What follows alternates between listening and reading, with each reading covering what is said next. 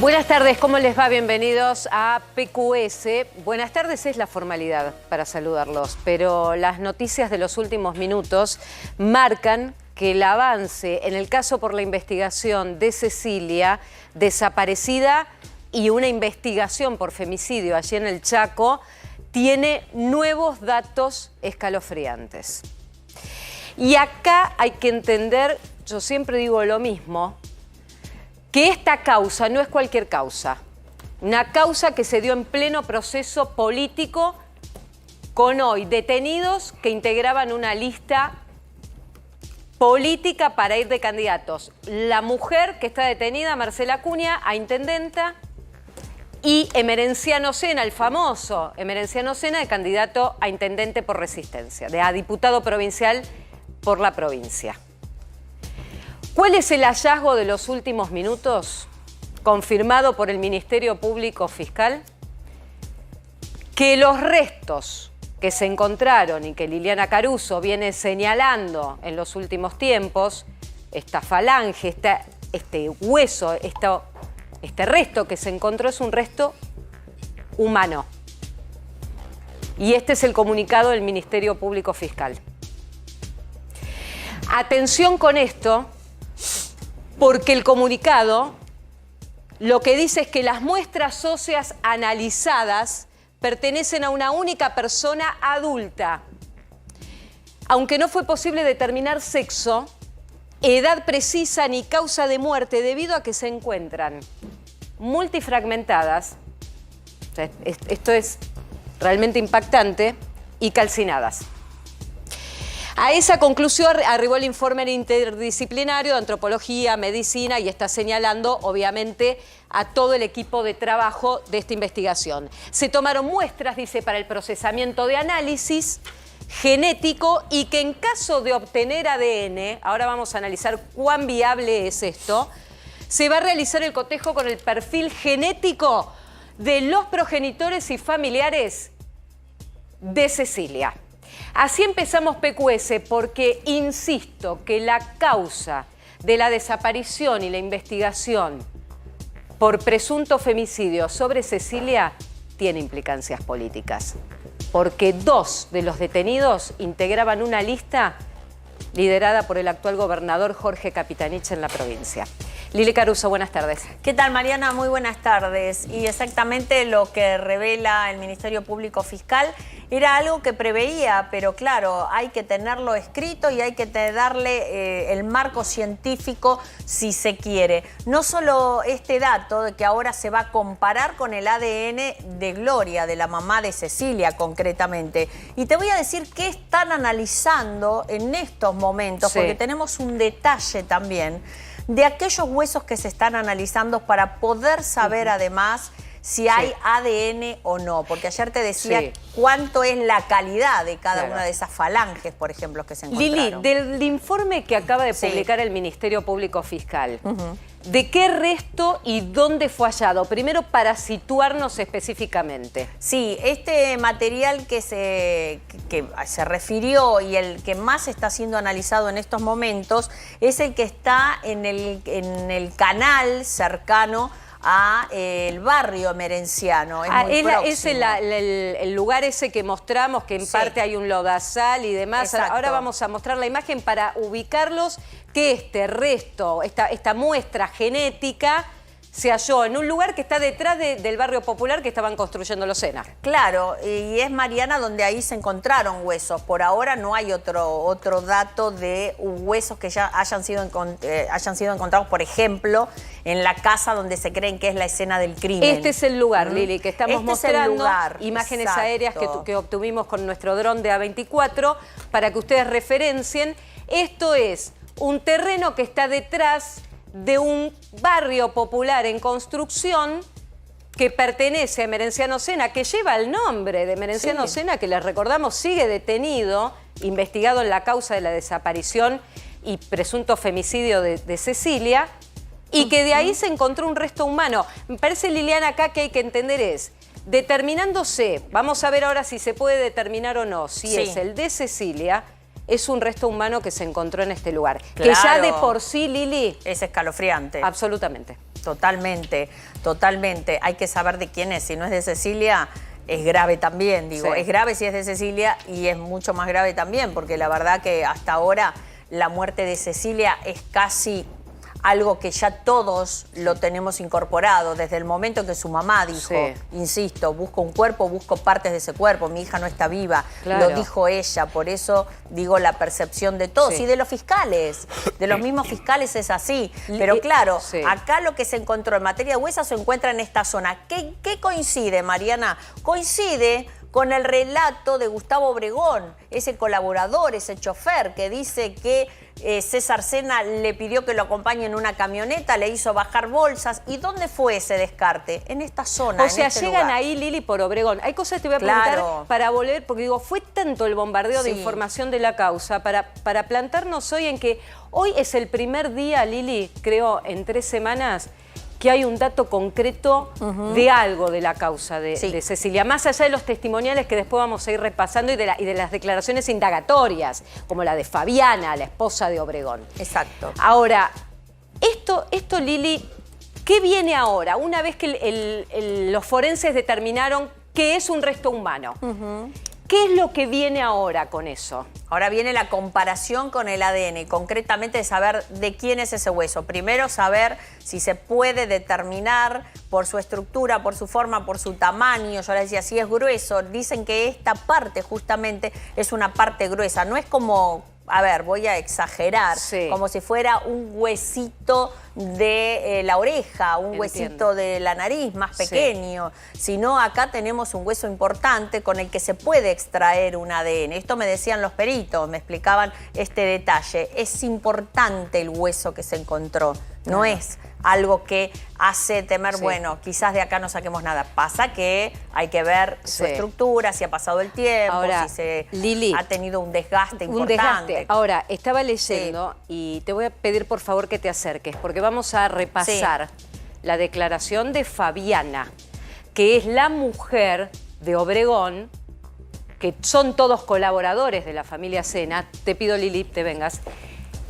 Porque la realidad es que llegan a este campo y llegan a este resto genético, que hoy es clave, en realidad por la declaración de Obregón. Y Sí. lo que creen es que Fabiana era cómplice, ocultaba y limpió la escena donde supuestamente mataron a Cecilia.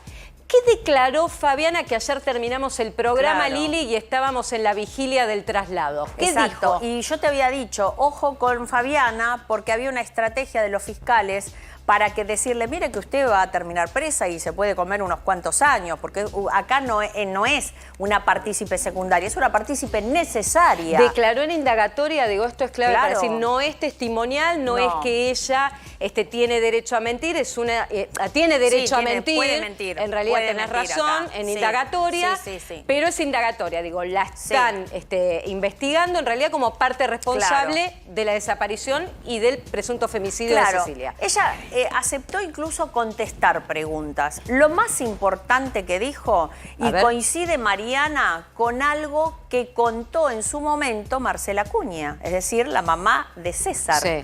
Y con la persona a quienes los fiscales apuntan, porque dice, para nosotros esta señora tuvo mucho que ver en la muerte. Lo ponen a César, lo ponen a Marcela y después lo ponen a Emerenciano. Yo no quiero que nos olvidemos nunca, primero, que Cecilia desaparece entrando a la casa de los suegros, que los suegros no son cualquier tipo de ciudadanos. Los suegros estaban en boletas para ser cargos electos a intendenta y a diputado provincial respectivamente. Sí, y la hermana concejal. Y la hermana, digo, varias de bueno, toda la No nos familia. olvidemos, porque también va a ser parte. Sí, o sea, Ahí está. estos dos detenidos. Claro, claro. Detenidos. Y ella con un papel importante, Mariana. Sí, claro. Muy importante. Ahora- Vamos a ver en el jueves, cuando Sí. dicten las preventivas, qué papel le pone, ¿eh? Poneme si no la es de- el primario del todo. Pero Poneme si la querés- declaración, por favor, de Sí. Fabiana. Y Fabiana, sí. ahí está. Uy, perdón. Sí, ya levanto Bueno, yo. se Levanto cayó yo. un Vamos. aro, Sí, cosas ahí que pueden estamos. pasar. Lili, declaración de Fabiana. Sí. Empieza por el 2 de junio. Cecilia Importantísimo. desaparece, el primero entra al domicilio de Locena porque la promesa era, nos encontramos ahí, con César, con la pareja, y se iban al sur. Claro. ¿Qué pasa el 2? Y el 2 de junio es importante porque para los fiscales el 2 de junio ya estaba muerta ella. La matan, creen, en horas de la mañana hasta aproximadamente, ponen un marco de 10 de la mañana hasta 1 de la tarde. Más o menos. Vamos a ver qué dicen los teléfonos celulares cuando den la geolocalización, quiénes estaban en esa casa en ese determinado horario. Fabiana dice que llega a la casa de la familia el 2 de junio cerca de las 5 de la tarde. El famoso bulto, viste que las causas se transforman con algunas frases espantosas y emblemáticas. Sí, pero te voy a detener ahí, Mariana. ¿Sabes por qué? Porque la hora también es importante. Porque Marcela Acuña dijo que había visto en su casa cerca de las 4 de la tarde un bulto. Es decir, las dos cosas tienen relevancia. Ella dice 17 y un bulto envuelto en una manta marrón en la habitación. ¿Y qué dice Marcela Acuña, la mamá de César? A las 4 de la tarde me iba a planchar, pasé por la habitación, miré de reojo y vi un cuerpo o una manta o algo que me parecía, un bulto que me parecía una persona envuelta. Digo, coincide, Mariana. Digo, sigo, y vos nos vas detallando. En ese momento, dice Fabiana, entendí que podía tratarse de un cuerpo. Salí corriendo y no quise consultar nada. Con mi pareja, dice Obregón, que recordemos que Obregón en su declaración es el que permite ir a los fondos del terreno de este barrio popular que estaba haciendo la familia de Merenciano Sena y aparece el resto óseo, que hoy se determina. Digo, para entender todos los actores. Casi no hablamos, ya que estamos peleados y distanciados, y ese día, después de ver eso, discutimos. Y dice, estoy temiendo por mi seguridad. Soy inocente. Bueno, varias cosas. Primero, además, porque habla del horario. Habla del horario porque supuestamente o Marcela Acuña o alguien más, se cree que Marcela Acuña, y esto lo van a determinar las comunicaciones de los teléfonos celulares, la llama a ella, que era en principio su empleada. Ella fue su empleada, era como su mano derecha ahora, pero fue su empleada doméstica. La llama para limpiar el lugar. A Obregón lo llama a Marcela Acuña para decir, fíjate qué hay en la casa porque me pareció ver un cuerpo, como si nada, y después se fue a un acto. Y después se fue a comer a la casa de su cuñada y comieron lo más tranquilos mientras habían visto eso. Y a ella la manda a limpiar la escena. Es decir, por eso evidentemente también ella dice, vi esto, y tiene que haber visto entonces, si limpió la escena y llegó a ver eso, cuando lo sacaban a ese cuerpo. ¿Y quién se lo llevaba? ¿Y quién se lo llevaba? ¿Y qué conversaban ahí en todo caso? Vamos en minutos a detallar más de lo que es la declaración de Fabiana, de la esposa de Obregón, de la pareja de Obregón, que dio los primeros datos para dar con este hallazgo, y que la clave es también conocer qué va a pasar a partir de ahora con esa muestra genética. Porque está claro que no apareció en cualquier lugar, que apareció en un campo que pertenece a la familia, que pertenece a Merenciano Sena, donde están haciendo un barrio popular. Y ahí tiraron o aparece un resto humano que, si se determina de Cecilia, escándalo, y empezar un poco a entender lo que es este proceso de la investigación. Pero te digo otra cosa, si supongamos que no se puede determinar con el cotejo con la mamá de Cecilia, con Gloria, que fuera el de ella, sigue siendo un resto humano. ¿Qué pasó en ese lugar? ¿Me muestran nuevamente el lugar donde se hizo el hallazgo? Lili, este lugar es un lugar inhóspito. ¿Qué tipo de lugar? Digo, más allá de que está el barrio, está la construcción, ¿Qué tipo de lugar es este? Y no es que vos pasás por la ruta y lo ves, Mariana. Es decir, vos estás pasando por ahí, no lo conocés y decís, uy, mira, te tenés que meter un poquito más adentro, tenés que conocer el lugar. No es un lugar de fácil acceso y nunca vas a pensar que eso está si vos no lo conocés. Si nosotros hubiéramos ido a ese lugar paseando, quizás no lo hubiéramos encontrado tan fácilmente. Es decir, que hay alguien que sabe de ese lugar y que sabe que hay un agua que corre y que se pueden llevar las cosas. El tema es, y acá me parece muy importante también, que no solo el resto, por supuesto, nos puede dar la clave.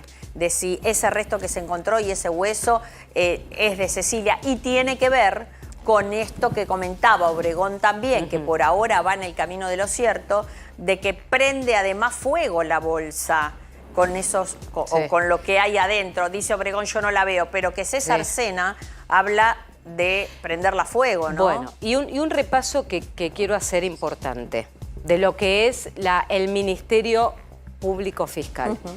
Quiero volver a este tema, porque la verdad es que es impactante lo que en pocas palabras dice el Ministerio Público Fiscal. Yo quiero decirles que, sigo con atención como Liliana o Martín Candalaf o el resto del equipo de A24 sigue con el detalle de lo que pasa en el caso Cecilia.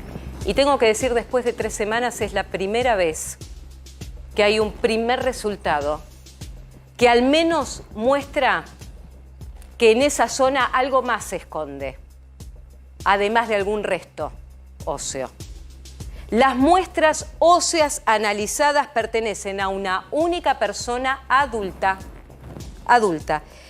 Dice el comunicado público fiscal que es cierto que no fue posible determinar sexo, edad precisa causa de muerte debido a que se encuentran multifragmentadas y calcinadas esas partes.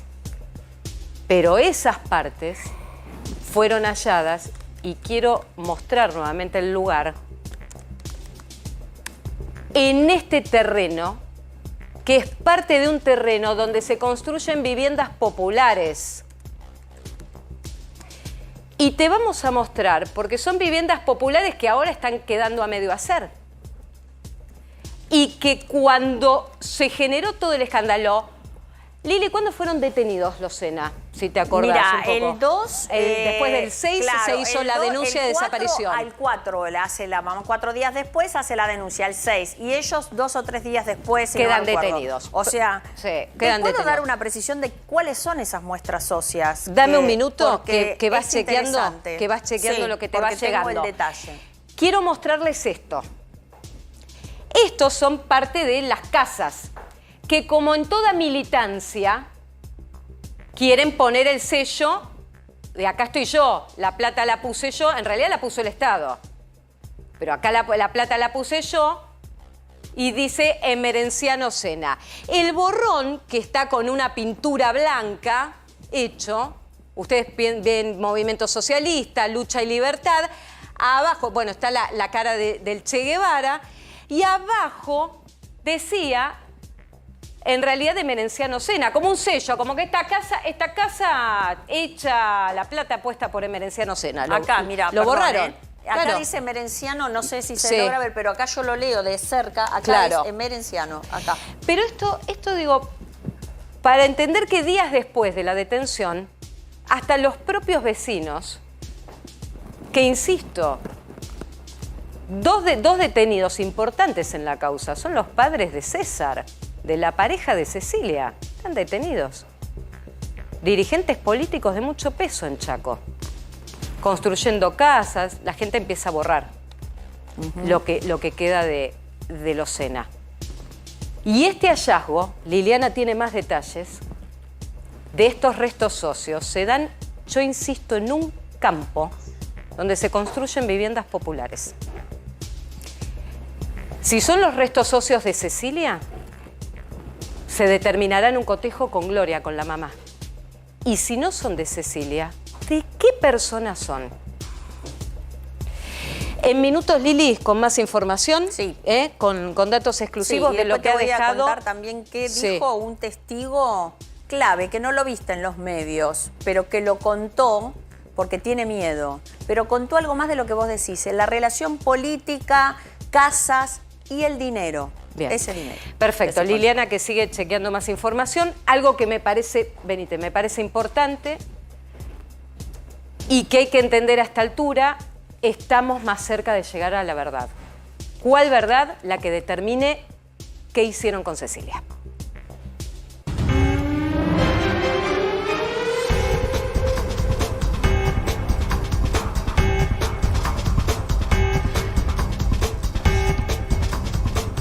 Y atención porque es información exclusiva en PQS que trae Liliana Caruso, porque en las últimas horas se conoció que habilitaron la excarcelación extraordinaria para Elegante por lo que es la causa de privación ilegítima de la libertad.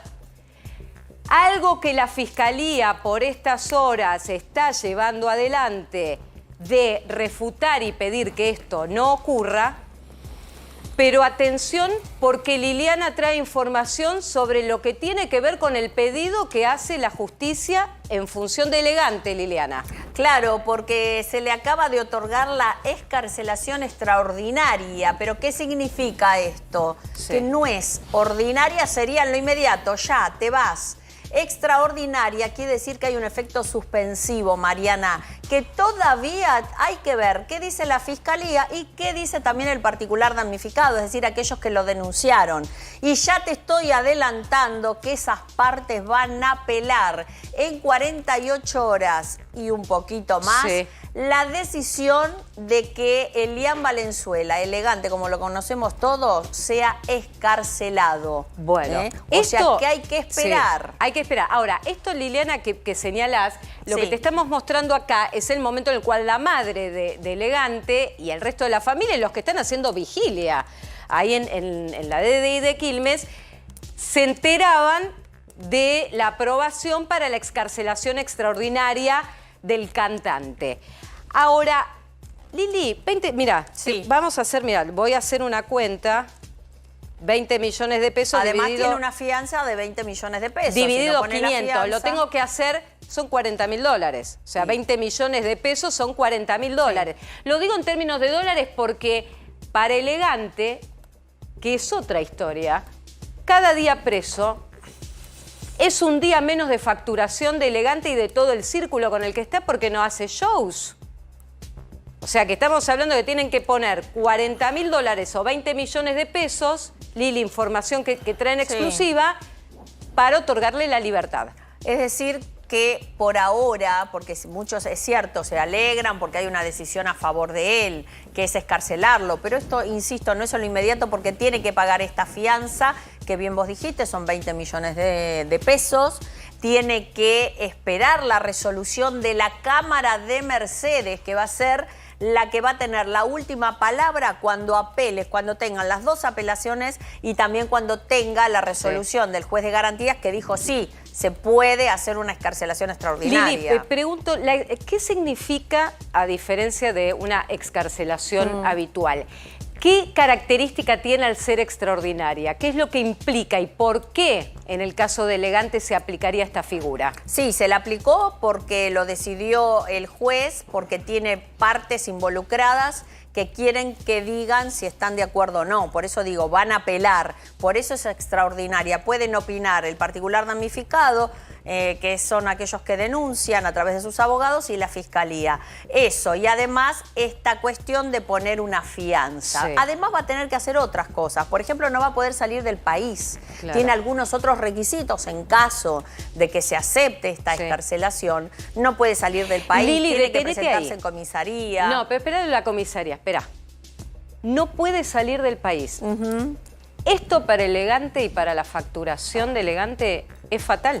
Y sí. Yo quiero insistir con esto. Elegante es un detenido que hoy es un problema para todo el núcleo de la familia, amigos, manager y de todos los que viven de Elegante, que no para de facturar hace al menos 3 años.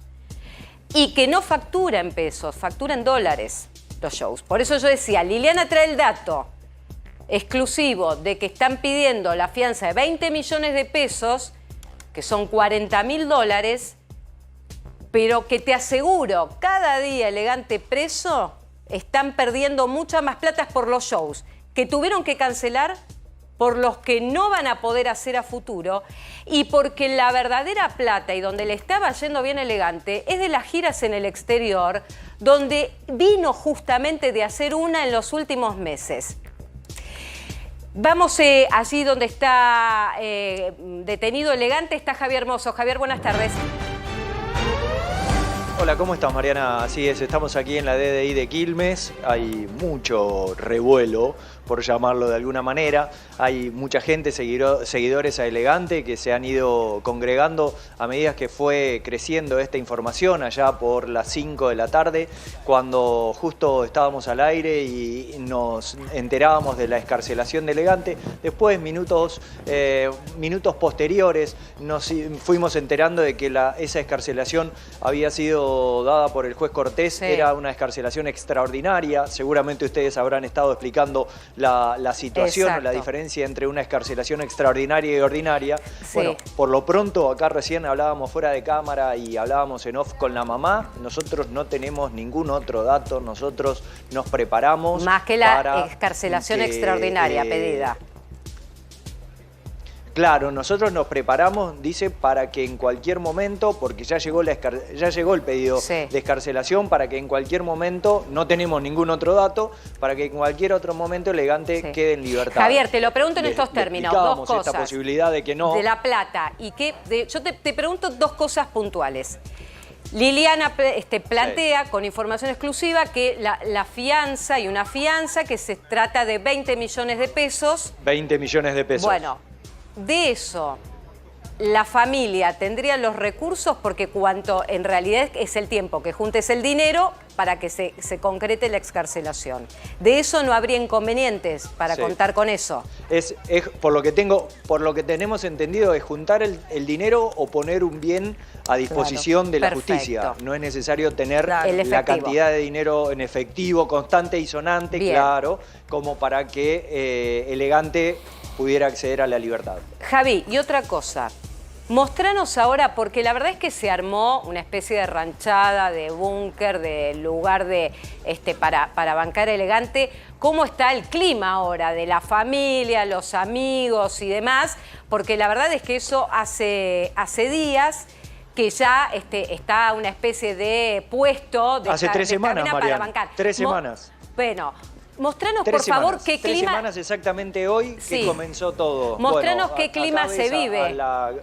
Al grupo, vemos al grupo, vemos una bandera argentina que les acercaron hace un rato a Claudia, a la mamá, gente. Vemos el grupo expectante, vemos amigos que han estado, muchos de ellos, desde el primer día.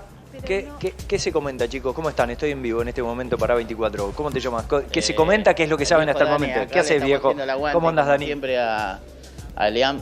¿Y qué se sabe hasta el momento? ¿Qué les han podido decir? Todavía estamos ahí, veremos. Ajá. Pero me imagino que habrán tomado con mucha alegría esta decisión, ¿no? Una emoción bárbara, porque él es inocente y no se merece estar así. Ajá. Vemos que hay mucha gente que al principio... Este es el cocinero, el que hoy cocinó el guiso que estaba espectacular. ¿Cocinó para más gente hoy, cuando te enteraste de la novedad? Hoy cocinó, eran 10, 12 personas más o menos. Y ahora los vienen chicos más. Que estaban hoy, pero ahora que se prepare. No, ahora hay mucho más, Mariana. Ahora hay como 50, 60 personas. Claro. ¿Te vas a preparar para cocinar a la noche para toda esta gente?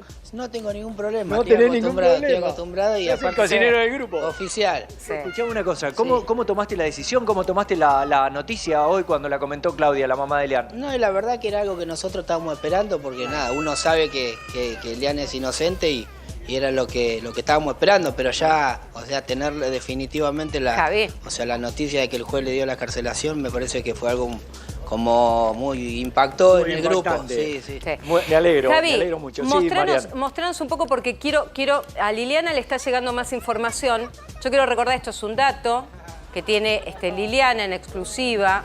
También chequeado con fuentes, hablado con la Fiscalía, en un proceso también con todos los intervinientes. Mostranos un poco cómo están, porque digo, va a llegar más gente, como hubo en los primeros días, a la expectativa de que sea liberado en las próximas horas. Mirá. Javi, me quedo con tus imágenes. Sí, Lili, tenemos fueguito acá para calefaccionarnos. Sí, me quedo con tus imágenes, ya voy, Javi. Lili...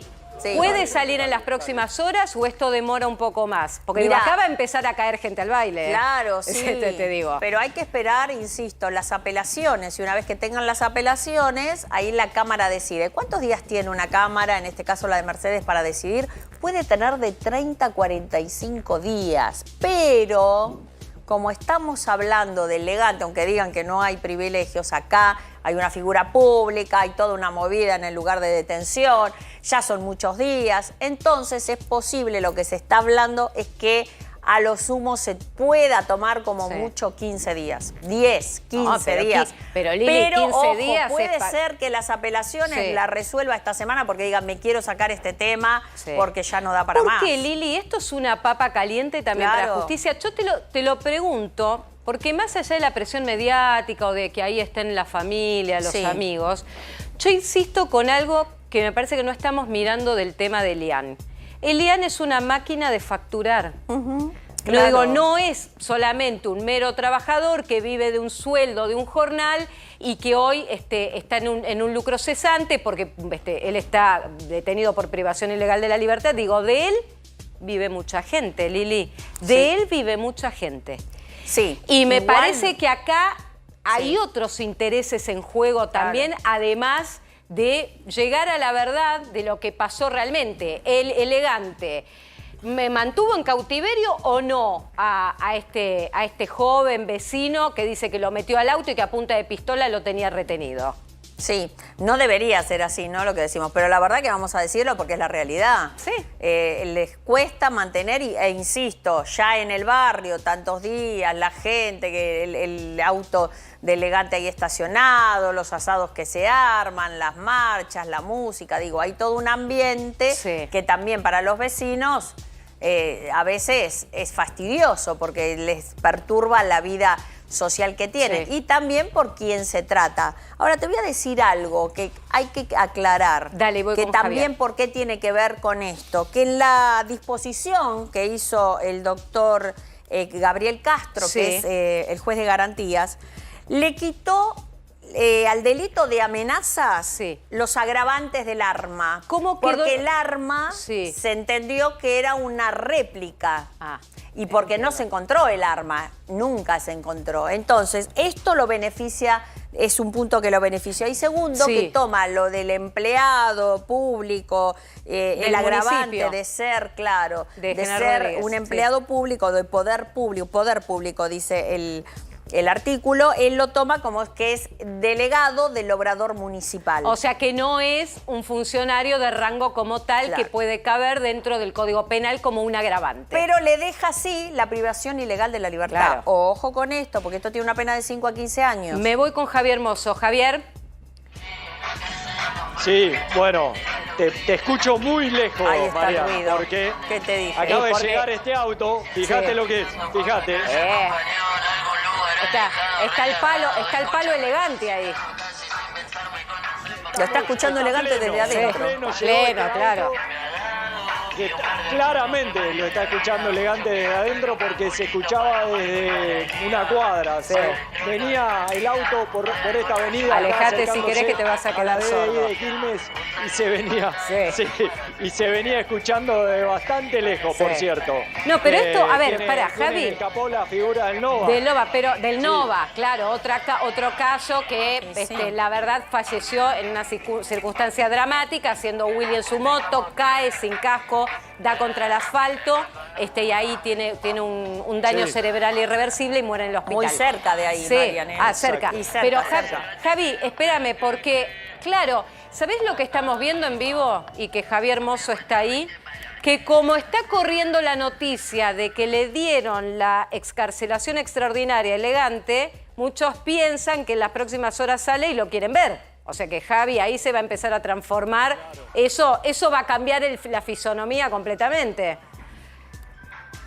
Tal cual.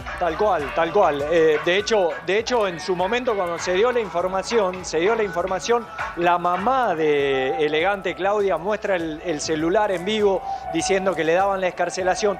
Después, con el correr del tiempo, fueron cambiando las noticias. Si bien está dada la excarcelación, en el apartado, al comienzo de cada una de las hojas habla de las hojas que escribe el juez, claramente, habla de una excarcelación extraordinaria. Sí, perfecto.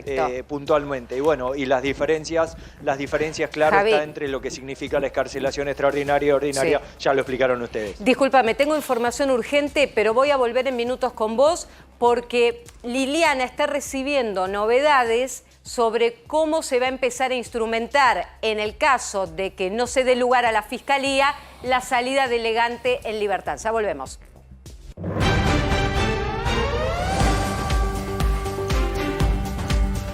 Bueno, volvemos a Chaco, donde hoy fue un día de novedades importantes después de más de 3 semanas de la desaparición de Cecilia y la investigación por femicidio sobre Cecilia. Y hay novedades allí. Ale Pueblas, ¿cómo estás, Ale? Buenas tardes. Mariana, ¿cómo te va? Muy buenas noches. Y como bien decías, un día importantísimo, sí, porque podríamos estar ante la comprobación, la prueba y el hallazgo de que a Cecilia la mataron, la descuartizaron y prácticamente la terminaron rompiendo a mazazos. Es duro, es fuerte y es terrible.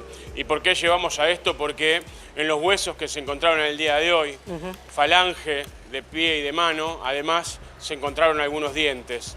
Y esto lleva a indicar de que no está el cráneo. Y si no está el cráneo, puede llegar a indicar de que el cráneo no solamente lo quemaron, sino que también después, además de haber tenido algún tipo de rotura por el fuego, sino también que obviamente lo han roto a mazazos. Por eso le agradecemos a la doctora Regín, que recién viene del INCIF, que es donde se estaba haciendo este análisis. Doctor, lo de hoy, además de ser una buena noticia, es una mala, porque es un hallazgo macabro. En realidad se confirma lo peor, de que, como bien decís vos, mataron y quisieron destruir los restos y para ello usaron las peores de las prácticas. Pero bueno, afortunadamente la ciencia forense más la informática nos permite a nosotros tener los datos y establecer, por un lado, qué ocurrió con Cecilia al encontrar sus restos y los elementos que eran de ella, y por otro lado, que nos falta terminar, pero que ya lo vamos a tener, ver qué hicieron los imputados, por dónde anduvieron y qué comunicaciones tuvieron el día del hecho, 2 de junio, y los días posteriores. Bien. Mariana, lo escucha el doctor Regín. Gracias, Ale. Doctor, buenas tardes, ¿cómo le va? Doctor, yo la verdad es que siguiendo todo este proceso, como lo hacemos todos en las últimas 3 semanas, yo siento que estamos ante un día importantísimo para empezar a relevar qué pasó. Y lo que me pregunto es, en el caso de los restos que se hallaron, y con el informe del Ministerio Público señalando que no se puede determinar el sexo, sí que es una persona adulta, no la edad y las causales de muerte. ¿Puede llegarse a alguna identificación de alguna otra manera? ¿Abrigan esperanza de eso? Porque aún así estamos hablando de restos humanos, que es gravísimo.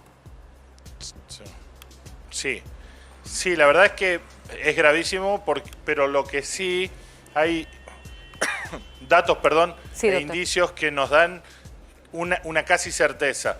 Obregón señaló el lugar donde descartaron los elementos que habían sido quemados y que fueron reunidos en una bolsa en la chanchería, para que sea más gráfico. Sí. Y dijo, aquí tiramos. Y cuando eso se hace, el dragado con bombas y se aísla este espacio, se encuentra el dije que estaba en el pecho de Cecilia. El dije regalado por su hermana, que tiene una forma de cruz, que ya fue reconocido por la madre y por la abuela de Cecilia. Con lo cual a nosotros nos hacía esperanzar en este resultado positivo que confirma gente de una calidad científica indubitable, como es la gente de Córdoba, con más el aporte de los médicos legistas de Chaco y los correntinos. Y en especial los de Chaco, que hicieron la primera clasificación, porque a ellos les sonaba, les olía de alguna manera, valga el ejemplo, de que estos eran humanos. Doctor, y esta gente vino, trajo su pequeño equipamiento móvil y dijeron, sí, son humanos. Es que esto que usted está señalando y que yo no lo había pensado en estos términos, digo, al tema de poder determinar si son de Cecilia o no, digo, donde se hallaron estos restos, se halló el dije de Cecilia. Digo, y esto es como, digo, más allá de si se pueda llegar a la identificación vía ADN, digo, estamos hablando realmente de lo más macabro. Restos humanos confirmados, encontrados junto a objetos personalísimos de Cecilia. Exacto. Al igual que ocurre con los restos de la valija. Claro. En la valija, en los restos de la valija, en el mismo lugar, se encuentran los anillos, sobre todo la alianza y el cintillo que usaba esta joven, se encuentran 2 estructuras metálicas compatibles con la estructura de la chapa, digamos, de la chapa de metal interno que tienen los celulares, y entendiendo que según Obregón, el día 5, en horas de la noche, fueron a incendiar eso, y eso se condice con lo que cuenta Gloria respecto de que le exigió una prueba de vida porque iba a hacer la denuncia, nos da la idea de que efectivamente César Sena, en compañía de Gustavo Obregón, fueron hasta el barrio Merenciano, bajaron, descargaron las cosas, le echaron nafta, porque entendemos que eso es lo que usaron como acelerante, y le prendieron fuego. Doctor, la sumo a mi compañera Liliana Caruso, que también está con los detalles. Sí. Lili. ¿Cómo le va, doctor? Buenas noches. Buenas noches. Me quedé impactada con lo que usted dijo. El día 5 fueron, es decir, a ella la matan el día 2, como de la hipótesis que trabajaban los fiscales desde un principio, y la terminan, o que terminan quemando sus restos el día 5. ¿Entendí bien o no es así? No. A ver. No, en la primera declaración ampliatoria, en la primera declaración ampliatoria, y esto está en el expediente y hay varios medios de comunicación que accedieron al contenido de la declaración de Obregón. Ajá. Dice este hombre que fue convocado él por Marcela Acuña para ir a buscar unos bultos y para incendiarlos en el campo, en la chanchería, para graficar. Sí. Pero dice que el 5 es convocado por César para ir a comprar bolsas tipo consorcio, para ir a embolsar los restos de ese incendio y para descartarlos en el río. Es decir, tenemos 2 escenarios de Cecilia entonces. quemados o de este cuerpo quemado. Claro, primero son un lugar, la chanchería, donde los queman. Claro. Juntan esos huesos y los tiran otra vez en el río. O sea, es macabro, es terrible. Lo que hicieron es, sin dudas, increíble, de película, sinceramente. Sí, absolutamente. Doctor, yo le quiero agradecer. Vamos a volver a convocarlo. Usted sabe que es el vocero fundamental para tener la información entre la Fiscalía, que la Fiscalía ayer ha sido muy prudente en decir primero vamos a hablar con la familia, sobre todo después de la declaración de Fabiana, una de las asistentes de la familia Sena. Le quiero agradecer el día a día por estar aportándonos esta información. Para mí es un día importantísimo después de más de 3 semanas de la desaparición de Cecilia. Le quiero agradecer este contacto. Gracias a ustedes. Hasta luego. Ale, ya volvemos.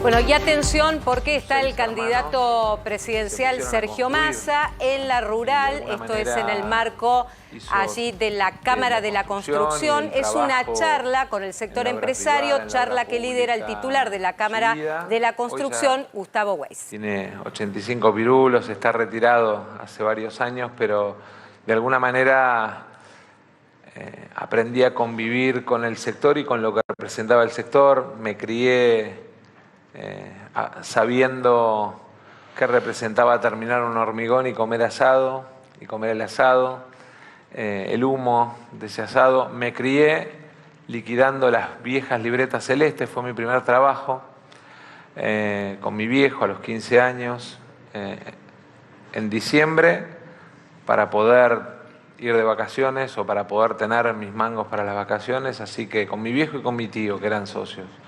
Así que obviamente que entiendo el valor que tiene lo que hacen, entiendo el esfuerzo que representa el correr atrás del banco, el pagar salarios, el esperar el pago de un certificado. Entiendo también lo que representa la inestabilidad o la incertidumbre para ustedes. Y de alguna manera el comprender que representa para ustedes y para todos los argentinos esa incertidumbre, esa inestabilidad, en el momento en el que tuvimos una situación de crisis con renuncia de un ministro, con desestabilización de los dólares financieros y además con crisis política en nuestro gobierno y en nuestra coalición, sentí que era un momento para abandonar la comodidad.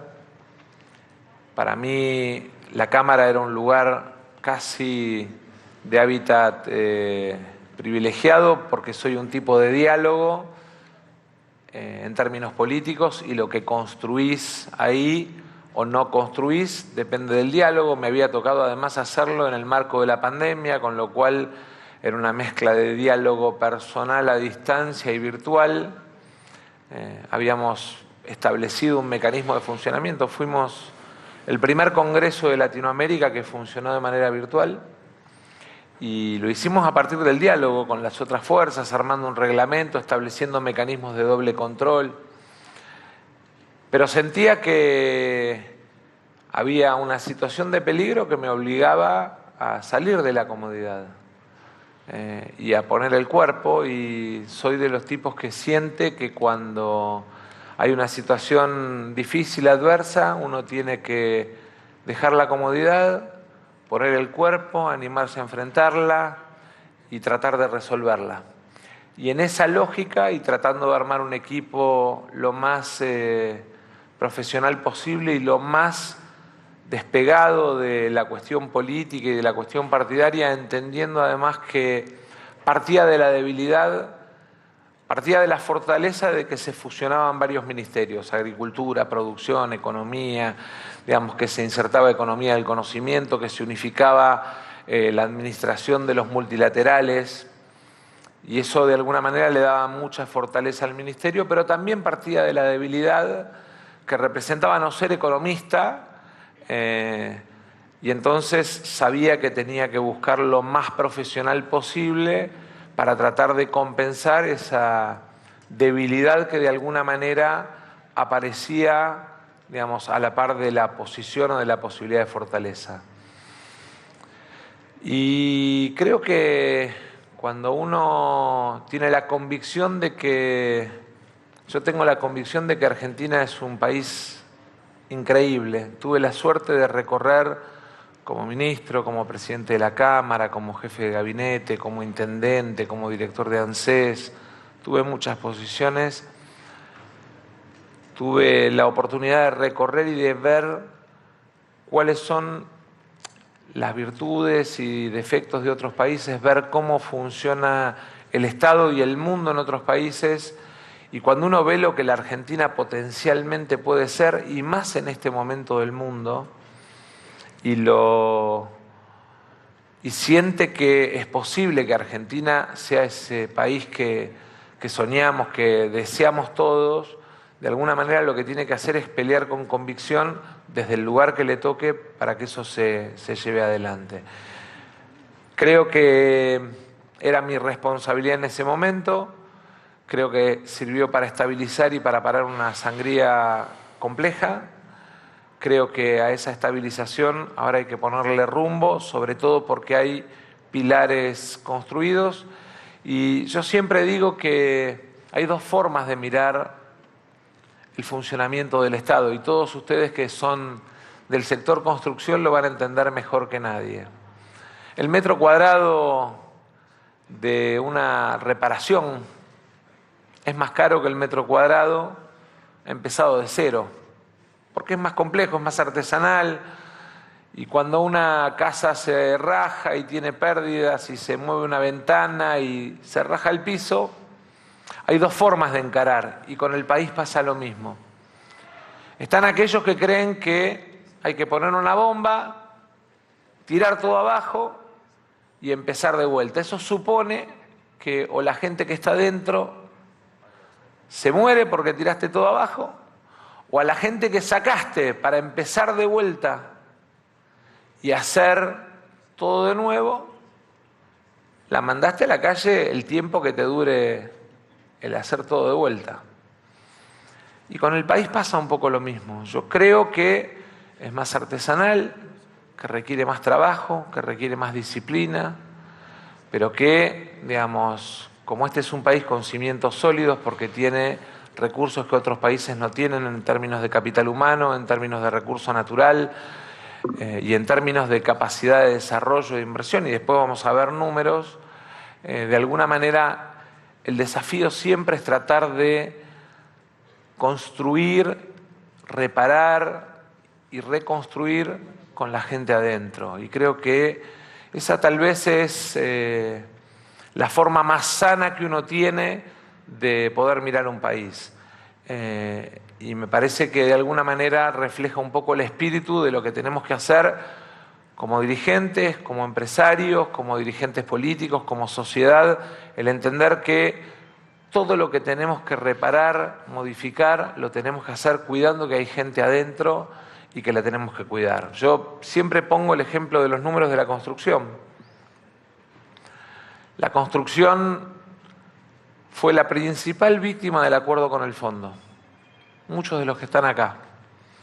La caída del producto para que cierren los números en términos de inversión pública hizo que la Argentina terminara el 2019, por ese ancla que representa el acuerdo con el fondo, con solo 300 obras de obra pública en términos de administración pública nacional, sin obras en AISA, solo mantenimiento, sin obras en transporte, solo mantenimiento, y desgraciadamente con menos de 250.000 trabajadores en el sector, con empresas, muchas que tuvieron que avanzar en procesos de despido masivo de gente, con empresas que tuvieron que apagar la luz por algún tiempo.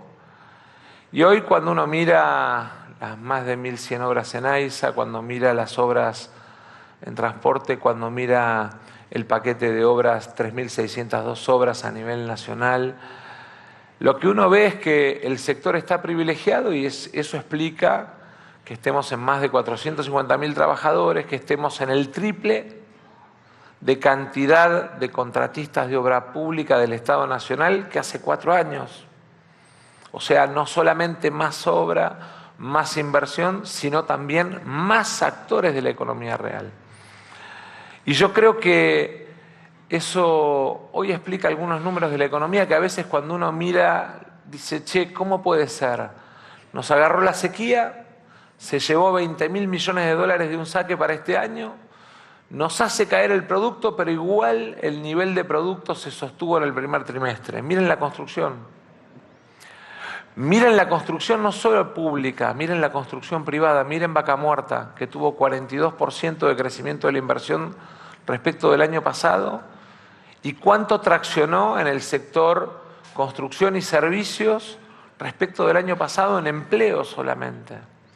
Entonces, de alguna manera yo creo que si soñamos un país, si creemos que ese país es posible, si superamos las frustraciones, los fracasos, las divisiones, si hacemos culto de esa idea de unión que pregonamos y trabajamos juntos sector público y sector privado, la Argentina tiene un destino de desarrollo fenomenal por superficie, por recursos, por su gente, por su capacidad de inversión y sobre todo por su capacidad de recuperación.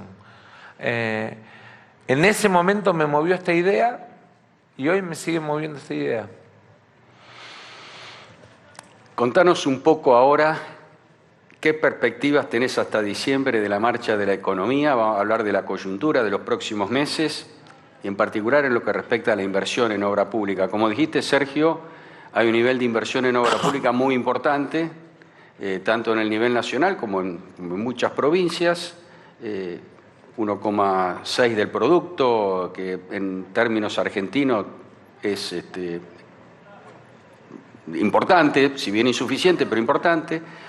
Pero en particular la inversión en obra pública empieza a tener algunos problemas vinculados a la inflación y vinculados a los pagos o algún atraso en los pagos. Entonces, ¿cómo ves la economía de acá a diciembre? ¿La situación con el fondo? ¿Acuerdo o no acuerdo? Bueno, a ver, lo planteaste, en la misma pregunta está la respuesta. ¿Qué significa ir al fondo? Para que entendamos qué representaron esos 44.000 millones de dólares del 2019. Significa asumir metas, compromisos y obligaciones. En términos de programa económico, significa ceder en parte tu autonomía para atarte a un programa que de alguna manera es el que explica la capacidad de repago de tu país. Eso es ir al fondo. Si yo te dijera, una obsesión que tiene que tener el próximo presidente, el que sea. Digamos, el programa exportador, juntar todos los dólares que Argentina necesita para pagarle al fondo y volver a sacarlo de la Argentina y para no volver nunca más al fondo, porque creo que en definitiva es parte de una discusión que tenemos los países de ingreso medio en vías de desarrollo a nivel global. Les voy a poner un ejemplo. El Banco Mundial y el BID no financian gasoductos porque dicen que no es energía de transición. Es una decisión de los países europeos que básicamente empezaron a construir un camino de transición energética vinculada a otras energías renovables que deja a la Argentina y a la región condenada a no poder acceder a financiamiento internacional, salvo el financiamiento de CAF. Una buena noticia.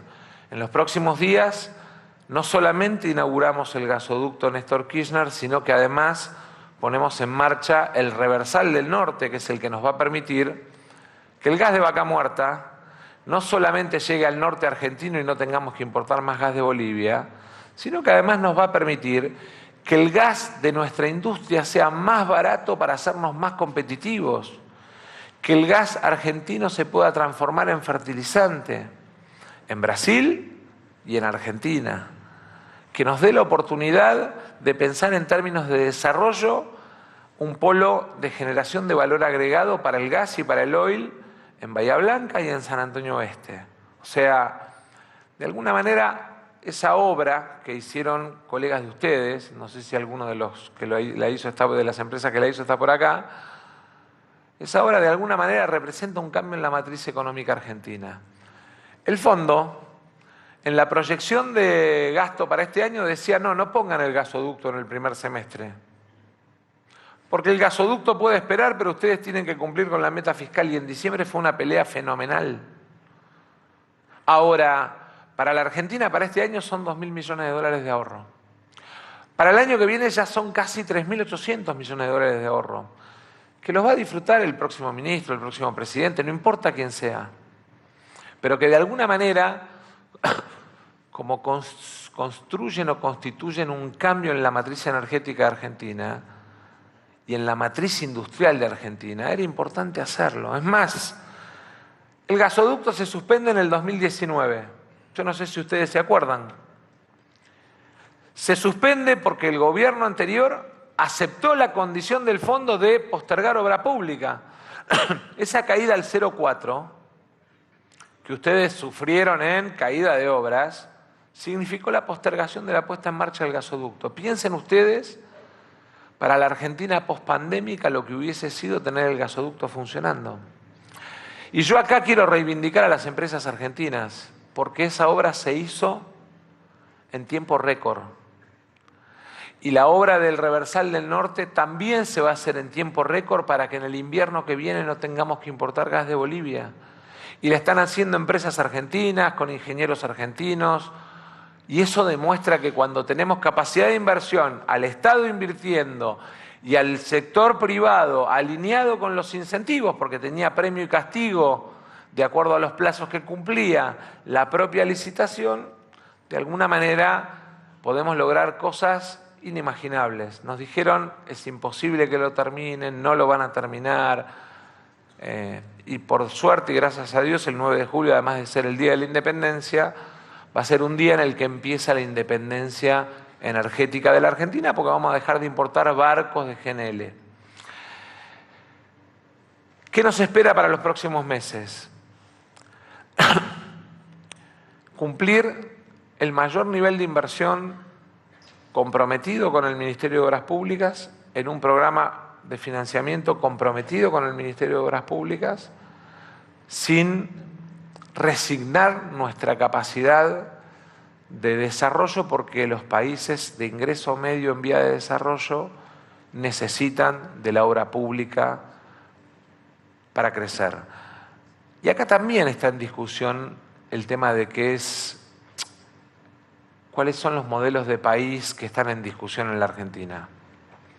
Yo no solamente creo en la obra pública o en la construcción por ser hijo de un empresario pyme de la construcción. Yo creo en la obra pública en la Argentina porque creo que un país como el nuestro, para terminar de desarrollar el norte minero, necesita infraestructura adicional en materia ferroviaria y en materia de inversión en infraestructura logística, porque para mejorar nuestra competitividad económica en el sector agroindustrial necesitamos invertir aún más en términos ferroviarios y necesitamos invertir aún más en términos de infraestructura de riego.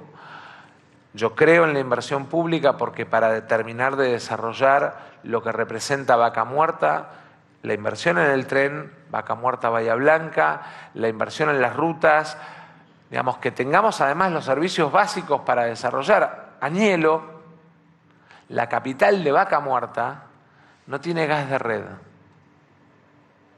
Ahora acabamos de aprobar los fondos para licitarla y para ponerla en marcha, pero la ciudad que está concebida arriba del segundo yacimiento mundial de shale gas, no tiene gas. Y creo que esas son las contradicciones de una Argentina que tiene recursos, que tiene que transformar en riqueza, de una Argentina que necesita inversión para el desarrollo pública y privada, que necesita financiamiento multilateral. La discusión en las próximas horas la van a conocer públicamente, estamos terminando de saldar el semestre en 2 trimestres con el fondo. Yo me vine para acá y estábamos en un Zoom hace un ratito, dejé al equipo trabajando.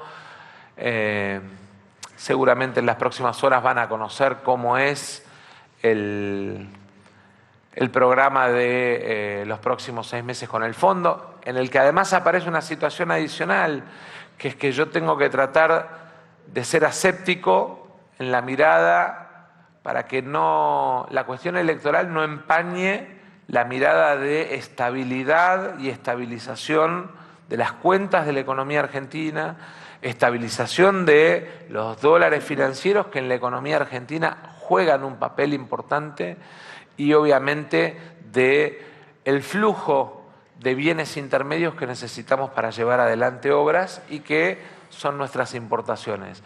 Porque, ¿cuál es la cuenta que no está puesta sobre la mesa en esta Argentina? La Argentina perdió en un golpe de clima, si quieren, 20.000 millones de dólares de los 100.000 millones de dólares que iba a exportar. 20.000. Hagan la cuenta de ustedes, iban a facturar 100.000 dólares en el mes, van a facturar 80. Están los que dicen, bueno, corta todo, ¿no? Corta el gas, echa a los empleados. Y ustedes saben que eso en la empresa de ustedes es doloroso.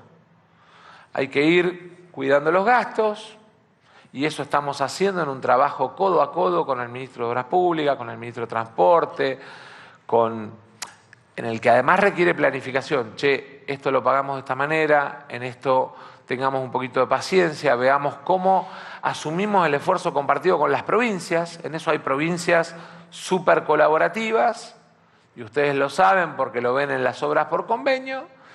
Hay otras provincias que, a pesar de tener plazos fijos importantes en los bancos, les cuesta un poquito más. Siempre esperan que la nación les resuelva. Y el esfuerzo lo tenemos que hacer todos, porque perdimos el 20% de lo que proyectábamos facturar como empresa llamada Argentina.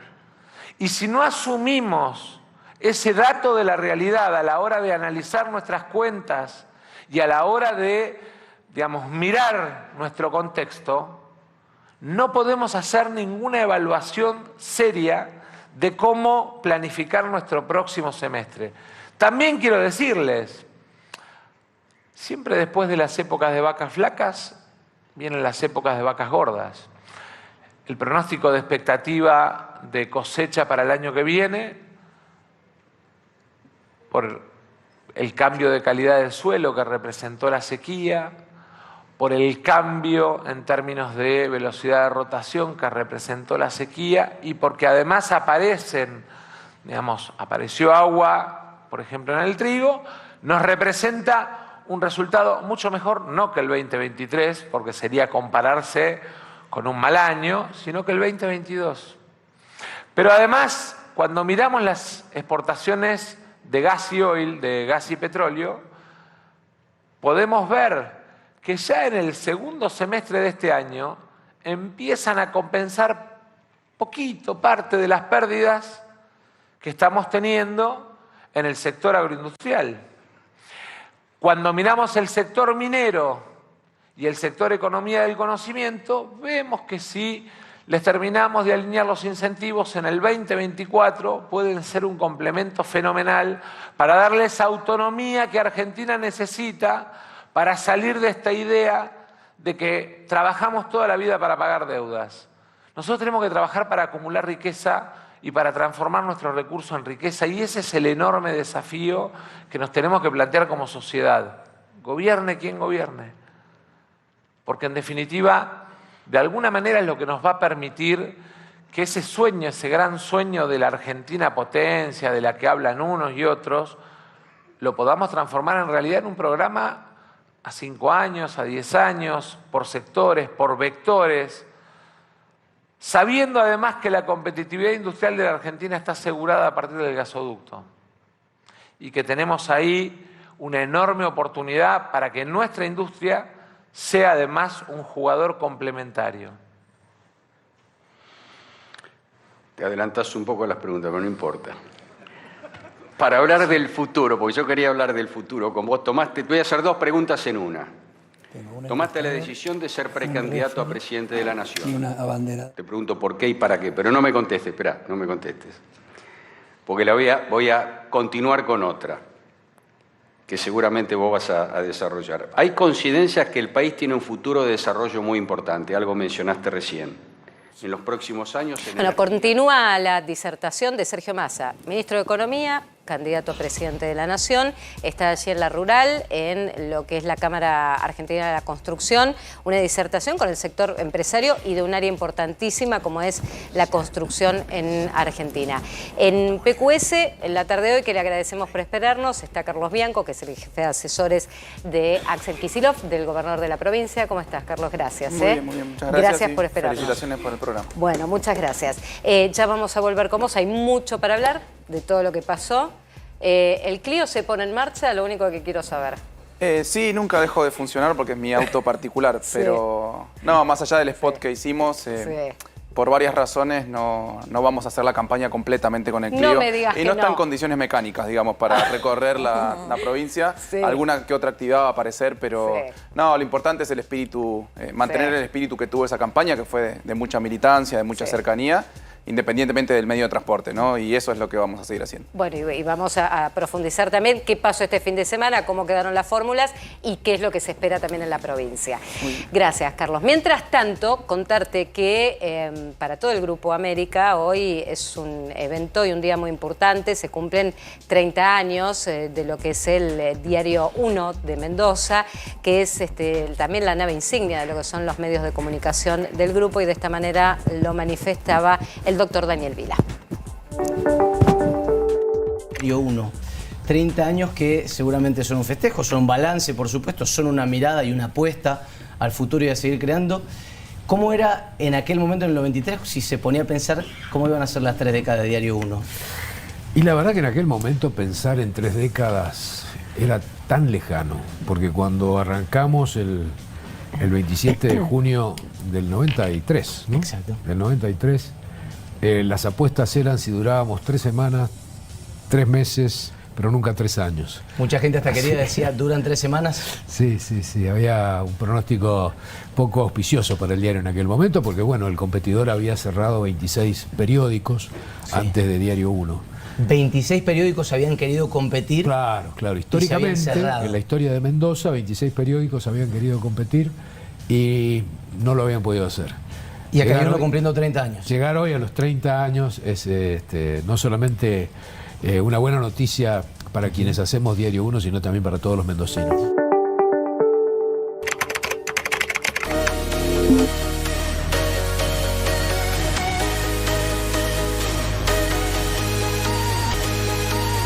Bueno, 7:20 de la tarde, estaba mirando el horario, ya nos quedan 10 minutos de PQS, ya llega Maxi Montenegro. Carlos, gracias por habernos aguardado. jefe de asesores del gobernador de la provincia. ¿Qué fin de semana tuvieron, Sí, sí, bueno, como todos los cierres. Siempre, ¿Sí? siempre suele ser así. Bastante frenético, con muchas eventualmente especulaciones, reclamos, etcétera. Pero bueno, me parece que es la lógica de todos los cierres, de candidaturas, sobre todo las candidaturas para la confección de listas de legisladores, de concejales en los pueblos, uno llamando al otro. No le veo una particularidad a este cierre, pero sí, divertido. Divertido. Pero bueno, un poco para contemporizar, pero se habló en algún momento de alguna disputa que finalmente gana Kicillof, que es tener a Verónica Magario nuevamente como su compañera de fórmula. Sí, no sé si una disputa.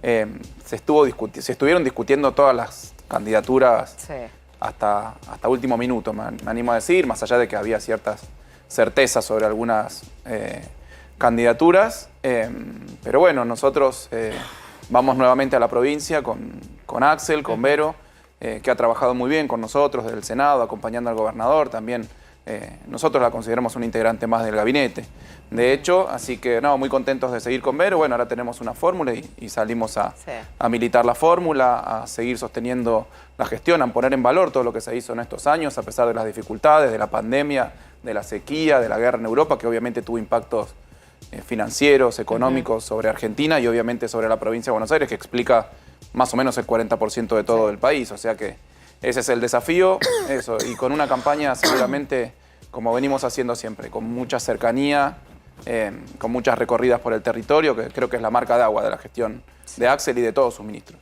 ¿Cómo, digo, porque siempre en las elecciones quedan varios heridos, los que quieren estar, los que no quieren estar. En las últimas horas, Victoria Tolosa Paz, después de las declaraciones de Cristina Kirchner, donde habló de que en las listas se conformaron listas de diputados de la provincia de Buenos Aires, estamos hablando, no es que de cualquier cargo, Cristina Kirchner hablaba de que terminaban algunos arreglando por carguitos.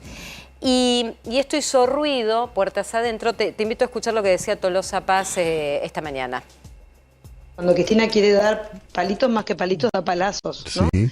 Y lo de ayer fue un palazo frontal, ¿no? ¿Lo sentiste entonces? No, por supuesto, y esto no tiene nada que ver, no se puede negar, ¿no? La contundencia con la que ella tiene una lectura equivocada del rol de la construcción de la unidad. ¿Qué pasa acá? ¿Cómo ahora se perfila una campaña? Digo, Sí, de Tolosa sí. Paz está segunda en la lista. Bueno, no comparto. Me parece que si alguien ha sabido construir la unidad del peronismo en todos estos últimos años, recordemos en el 17, cuando estaba en discusión en muchas cuestiones, las candidaturas, en ese momento estaba en discusión si el peronismo iba a seguir existiendo o no. Eso es lo que se debatía. Se hablaba también de hegemonía del macrismo por 12 años, que ya el peronismo estaba derrotado, perdido. Bueno, fue Cristina la que vino a solucionar esa situación sin poder generar una unidad completa. Dejó de lado el Partido Justicialista, creó Unidad Ciudadana, construyó a partir de esa definición política una mayoría peronista, kirchnerista en ese momento, y después fue el artífice. ¿Quién tiene dudas o quién tiene alguna duda de que Cristina fue el artífice de la unidad en el 2019? Y con mucha inteligencia y con mucha generosidad, porque lo dijo ella, ¿no? Ella entendió que si ella iba a encabezar esa unidad, la unidad no iba a suceder, porque había muchos sectores del peronismo, del panperonismo, que no aceptaban una construcción de un frente de unidad peronista con Cristina encabezando. Entonces ella dejó ese lugar, dio un paso atrás, definió ir como vicepresidenta y puso a alguien al frente de la candidatura que no representaba ningún factor importante del peronismo. Y bueno, y nuevamente ahora, creo que ella también nuevamente fue la artífice de sostener la unidad del que hasta hace poquito fue el Frente de Todos, el que ahora se llama Unión por la Patria. Así que bueno, la verdad que no coincido con lo que dice Vicky, pero bueno, más allá de estas discusiones puntuales, que muchas veces tienen que ver con lo que decíamos antes, que suceden en el marco de los cierres de listas, etcétera. Nosotros ahora tenemos nuestros candidatos en Nación, los candidatos legislativos, Aguado, a Máximo, excelentes compañeros, totalmente formados, con mucha experiencia política, con mucha experiencia de gobierno, en la provincia de Buenos Aires a Axel, a Magario, todos nuestros intendentes, nuestros candidatos intendentes. Me parece que ahora tenemos que llevar adelante una tarea que es hacer la campaña, poner en valor todo lo que se hizo bien todo este tiempo, plantear los desafíos de complementar lo que no llegamos a hacer en estos años por las dificultades que existieron o por errores políticos que hemos tenido. Y bueno, salir a enamorar al pueblo argentino, al pueblo bonaerense, para sostener nuestro proyecto político, que es el único que va a mejorar las condiciones de vida del pueblo argentino. Eso no tenemos duda. ¿Y qué respondés ante esto del análisis que se hace, que se ha armado una lista de diputados de la provincia de Buenos Aires, que es muy cámpora, muy reducto, muy núcleo duro, como si fuera el refugio de Cristina, de Axel, de Máximo Kirchner, para un 2024 que tal vez sea desde otro escenario político? Mira, yo no creo que sea tan así. Cuando revisás las listas de diputados nacionales por la provincia de Buenos Aires, de diputados provinciales, de senadores provinciales, están representados todos los sectores. Sí. Obviamente que algunos siempre está mejor representado que otros, y yo creo que eso tiene que ver con los distintos pesos relativos que tienen los distintos factores dentro de nuestro frente político. Hay una mayoría, si querés, kirchnerista dentro de nuestro frente político. Sí. También está obviamente representado el Frente Renovador, también está representado candidatos del justicialismo más tradicional, candidatos de algunos intendentes o vinculados con algunos intendentes en general. Puede haber habido alguna diferencia con otros cierres, algún matiz, pero bueno, de nuevo, vuelvo a lo mismo. Esa etapa de discusión de las candidaturas ya terminó, o más o menos, está terminando en el PJ de la provincia de Buenos Aires de validar las candidaturas a las intendencias para ver si tienen los avales, bueno, las cuestiones que siempre suceden en la semana posterior al cierre. Y bueno, ahora hay que empezar a hacer la campaña como corresponde. Repito, poner en valor todo lo que se hizo, también poner en cuestión, poner en discusión lo que viene a proponer el otro proyecto político mayoritario que tiene Argentina, o los distintos candidatos que tienen un mismo proyecto, que es el proyecto del ajuste, que es el proyecto de la represión, como hemos visto algún botón de muestra en las últimas semanas, que tienen como programa el desguace del Estado, que tienen como programa el achicamiento del Estado. Pero bueno, me parece que esas son las discusiones que tenemos que... Más allá de nuestras cuestiones internas, tensiones que siempre existieron y que en breve seguramente se van a cerrar, nosotros tenemos que plantear la discusión sobre qué país queremos, cuáles fueron las dificultades que tuvimos, por qué no las supimos dar una solución, cuáles son las cosas bien que hicimos y plantear para adelante una agenda de futuro para la gente, porque si nos seguimos peleando como nos seguimos peleando ahí, la gente va a decir, che, estos son unos locos, no los vamos a votar. ¿Estás de acuerdo que esto que pasó en las últimas horas no suma nada? No, yo creo que esto es natural y lógico que suceda en cualquier cierre de listas, porque también ha sucedido en el caso de otras fuerzas políticas. ¿Pero quién está sobreactuando, Carlos, acá? Porque acá dice Tolosa Paz, me maltrataron, Scioli dice Alberto es un traidor. ¿Quién está sobreactuando acá en esta situación? Yo coincido con el diagnóstico que hizo ayer la vicepresidenta, y que tiene todo el derecho a hacerlo, porque fue la artífice, repito, de lo que dije antes, de la confección de este frente político y de mantener la unidad de este frente político. Ella decidió plantear como los problemas que tuvo en plantear el cierre de listas, las candidaturas, etcétera. Bueno, yo digo que ahí se termina la discusión. Todas estas réplicas que vienen ahora, posteriores, listo, ya está, empecemos a trabajar por las candidaturas, empecemos a trabajar porque nuestro frente político siga gobernando el país, que eso es lo que le asegura mejores condiciones de vida a la gente. Te tengo que decir que vi el spot casi 4 minutos de lanzamiento de... La peli lo llamamos nosotros. ¿La peli lo llaman? La película. La película. Sí, la peli. Bueno, escúchame, la peli en los 4 minutos dura más o menos. 4 minutos y pico. No está Alberto. No, bueno, no están todos los dirigentes de nuestro frente político. Hay algunos, hubo también alguna otra queja de algún otro que dijo, che, yo no aparezco. ¿En serio? ¿Qué te hizo pelea de cartel? No lo voy a decir, pero hubo alguna otra queja de alguno, che, pero yo no aparezco. Bueno, pero pasa que si lo teníamos que poner a todos íbamos a estar 15 minutos. Bueno, no 4 minutos. No, bueno, es cierto, digamos. Pero bueno, las principales referencias, bueno, es que hubo una tensión y es visible, yo no la tengo ni que explicar a esta altura, pero bueno, ahí están representadas las principales referencias de nuestro frente, los que venimos apoyando este proceso. Está, bueno, nuestro candidato a presidente, nuestra vicepresidenta, está, bueno, Máximo, está Guado, está el Cuervo, bueno, la mayoría de los ministros, gran cantidad de intendentes, etc. Con más tiempo vamos a entrar porque hay otros capítulos también de lo que la campaña. Gracias por haber venido, por habernos esperado. Además, muy amable. Bueno, ya estamos, queda un minuto, ya llega Maxi. Hay mucho para hablar con Maxi, mucho de lo que tiene que ver con otro día más en los mercados y demás, para ver cómo se movió todo. Me voy a ir para allá, al encuentro. Ay, porque allá llega. Voy a tu encuentro, Maxi. Hola, ¿Cómo Marian. estás? ¿Cómo te va? Bien. Vamos a saludarnos. ¿Te acordás como a las 3 de la tarde? Otra vez. Nos reencontramos un poquito más tarde, pero bueno, qué gusto verte. No te voy a decir por el look ni nada, viste que estamos otros. Pero estás bien, estás elegante, lo de bueno, siempre. muchas gracias. Siempre me acomodo, viste, con el cuello, arranco bien. Estás perfecto. Bueno, más hablando frente a empresarios, hablando de la construcción, digo, ¿cuál es el panorama? ¿Cómo se plantó este segundo día? Primer día con bonos en alza y demás, pero el segundo día... Sí, ahora vamos a contar el plan de los 120 días. Son 4 meses justo hasta la elección general de octubre, así que un poco lo que está pensando más y lo que piensan los empresarios de cómo puede funcionar estos 4 meses. Ahora, el tema es cómo queda la interna, porque hoy estuvo... después de lo que dijo Cristina, después vamos a repasar un poquito de cómo se cerró.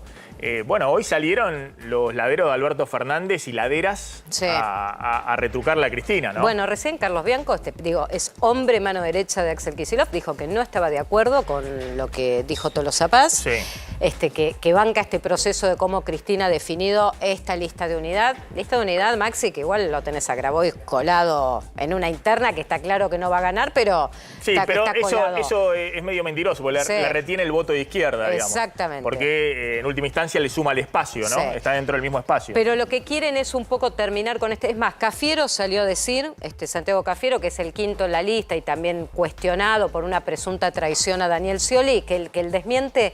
Eso es impresionante. Pero, pero alguien escuchó bien lo de la traición a Scioli. Pero lo que se dicen, están acusando de una mexicaneada de un cargo a diputado. Aparte a Parla Sur. O sea, que es un diputado que va a trabajar 2 veces al año yendo a Montevideo. Claro, pero dice que la banca importante, que era la banca de diputado, se la quedó al final Cafiero. ¿Y a vos te parece que Cafiero va a tener poder de fuego en decir en quedarse quinto? ¿Una mexicaneada? ¿Por un cargo de diputado? Y eso es lo que dejó de entrever también. Yo, acá hay otro gran responsable. La verdad no lo conozco a Cafiero, pero... Yo te voy a decir, acá hay otro gran responsable que dicen que es Alberto Fernández, que para variar se va de Boca. ¿Viste cuando empezaron con los machos de Love y toda esta historia? Bueno, fue un fin de semana en donde hubo gente que habló de más y que esto terminó en este escenario donde Cristina Kirchner ayer dijo: esta es la verdad de la milanesa, esto es lo que tengo para decir. Así se armaron de manera inédita, Maxi. Cristina nunca dijo públicamente una estrategia electoral en los años en los que fue candidata a senadora, 2 veces presidenta de la Nación. Reveló y después, todo, ahora lo vamos a repasar, cómo se armó todo. Ahora, inédito. Alberto Fernández metió 2 diputados o va a meter 2 diputados en la provincia, que son Tolosa Paz segunda y Cafiero. Tolosa y quinto. Y te tengo que decir, por algo que me dejó entrever Bianco y que va a pasar, vos sabés que en la provincia, cuando haces campaña, el primero y el segundo de la lista van juntos. El primero es Máximo, el segundo es Tolosa. No sé si los vamos a ver juntos en campaña. Va a haber ahí chisporroteos. Te dejo todo tuyo, Maxi. Marian, gracias. Por favor. Vamos a seguir porque viene una noche caliente con todo esto. Placer, te sigo viendo. Gracias, Marian.